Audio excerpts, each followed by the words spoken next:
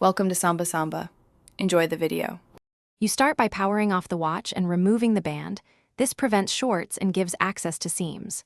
Once done, stabilize the watch on a soft, static-free mat so small parts don't roll away. Use a suction cup and plastic pick to lift the glass slowly. Don't force it, because adhesive is the main resistance. Make sure to photograph each step and orientation. These photos are your roadmap when reconnecting ribbon cables and screws that look identical. You'll continue by disconnecting the battery connector first to prevent accidental shorts while you work. Next, use a PH00 screwdriver and a plastic spudger to remove the tiny screws holding the display assembly. Place screws in labeled spots so you don't mix them.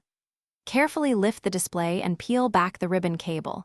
If it resists, reposition the pick and apply very gentle heat to soften adhesive. Then clean the frame with 90% isopropyl and a lint-free swab so the new adhesive bonds strongly.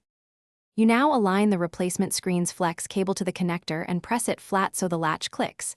This is crucial for touch and display signals. Reconnect the battery and power on for a quick functional test before sealing. If the display or touch responds, power off and apply the adhesive strips evenly around the frame. Reassemble, torque screws light and even, and reattach the band. If something fails, first reseat connectors and clean contacts. If still broken, swap in the original. Thanks for watching. Consider subscribing if we helped you.